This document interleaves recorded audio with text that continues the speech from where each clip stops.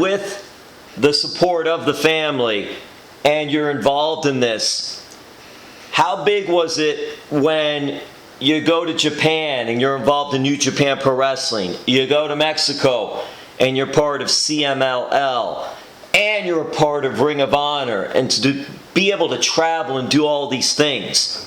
How did you feel about it? And also then, how did your parents feel about that?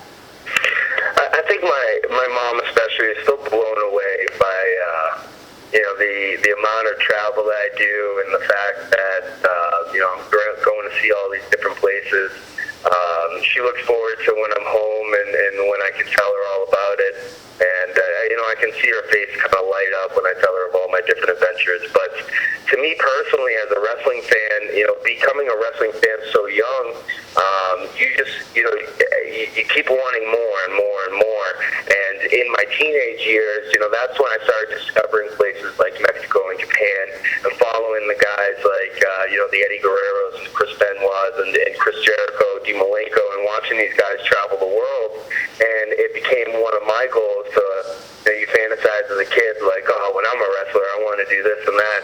And to go to New Japan and wrestle in Corrigan Hall and wrestle in Sumo Hall, and to go to Mexico and wrestle in Arena Mexico, main event Arena Mexico, this is stuff that I dreamt about as a kid, and that, like, I would, tell my friends growing up that, we're going to be a tag team and we're going to go here and there.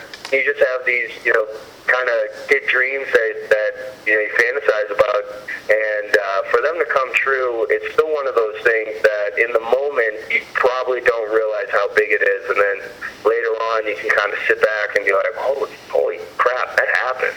Like, I did that. And I don't have too much wrestling stuff in my condo as far as, like, memories, but I have, like, a good picture of me and Mikey and Maria in Japan, and the first poster I was ever on in Mexico, and sometimes I just look at that and it's like, wow, that's, no matter what happens from here on out, I'll always have that stuff that happens, and I always gave it 100%, 110% to pursue my dream, and I keep doing that to this day. But at the same time, it's been quite a ride, and I'm so appreciative of every moment.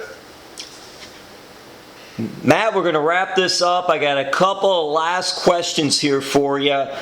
You mentioned Michael Bennett and Marie.